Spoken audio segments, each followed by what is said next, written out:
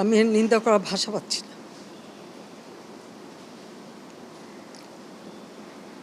আপনার ধন্যবাদ।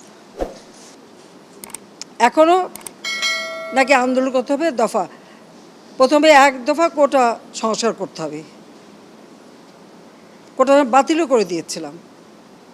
আচ্ছা, কোটা সংস্কার হবে, আপিল করলাম, উচ্চ আদালত সিদ্ধান্ত দেবে, সেই জন্য পর্যন্ত তো ধৈর্য ধরতে হবে। যে কোনো নাগরিককে তো আইন আদালত মেনে চলতে হবে,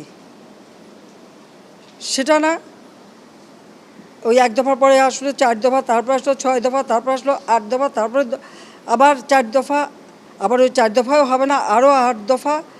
এইভাবে এমন একটা পরিবেশ সৃষ্টি, আর সেই সাথে সাথে এই ধ্বংসযজ্ঞ, মানে এই ধ্বংসযজ্ঞটাকে সুযোগ সৃষ্টি করে দেওয়া।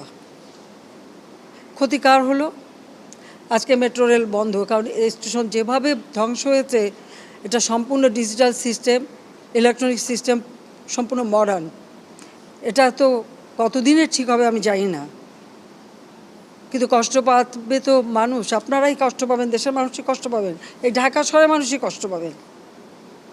ঘন্টার পর ঘন্টা আবার ট্রাফিক জ্যামে পড়ে থাকতে হবে, আবার কর্মস্থলে পৌঁছানো, আবার ফেরত আসা, দীর্ঘ সময় লাগবে, এবং ওই বসে ট্রাফিক জ্যামে কষ্ট পাওয়া। আপনাদের কষ্ট লাঘব করতে চেয়েছিলাম, তা আমি আপনাদেরকেই বলবো যে এই কষ্ট আমি লাঘব করতে চেয়েছি, এই কষ্ট আবার যারা সৃষ্টি করলো তাদের বিরুদ্ধে আপনাদেরই রুখে দাঁড়াতে হবে, দেশবাসীকেই রুখে দাঁড়াতে হবে, এর বিচার তাদের করতে হবে। আমি তাদের কাছেই বিচার চাই, কারণ আমাদের প্রত্যেকে এই যে মন্ত্রণালয়ের যারা এবং এই মেট্রো রেল নির্মাণ কার্যের সাথে যারা জড়িত, তাদের আজকে চোখের পানি পড়ছে এটা দেখে, যে কিভাবে একটা দানবিক কর্মকাণ্ড এদেশে হলো, আর কেন করলো।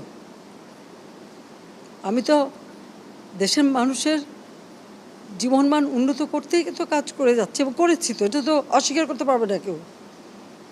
যে 15 বছর আগে 2008 পর্যন্ত এই দেশের কী অবস্থাটা ছিল একবার চিন্তা করে দেখেন, আর আজকে বাংলাদেশ উচ্চ ধাপে উঠে গেছে, তো সেখান থেকে নামাতে হবে কেন? আমার প্রশ্ন সেটাই, জানি না প্রশ্ন জবাব খেয়ে দেবে। দিন রাত অক্লান্ত পরিশ্রম করেছি, এই অ্যালাইনমেন্ট আমি পরিবর্তন করে এমনভাবে করে দিয়েছি যেটা দ্রুত সময় হয়, এবং সেইভাবেই এটা করা হয়েছে।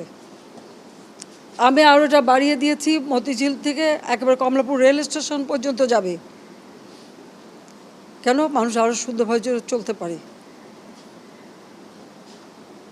তো যারা একটু আঘাত করলো, এই মেট্রো রেল এভাবে ভাঙচুর করলো, যারা যে প্রায় 2 লক্ষ 2.5 লক্ষ মানুষ চলাচল করতেন খুব অল্প সময়ের মধ্যে, এদেশের মানুষ কত খুশি ছিল, তো তাদের সব আনন্দ যারা নষ্ট করলো, যাদের আরামে যে চলাফেরা করতে পারতো সেই চলাফেরা পথ যারা রুদ্ধ করে দিল, তাদের বিচার এদেশের জনগণকেই করতে হবে। আমি সেটাই চেয়ে যাচ্ছি। আমি এর নিন্দা করার ভাষা পাচ্ছি না।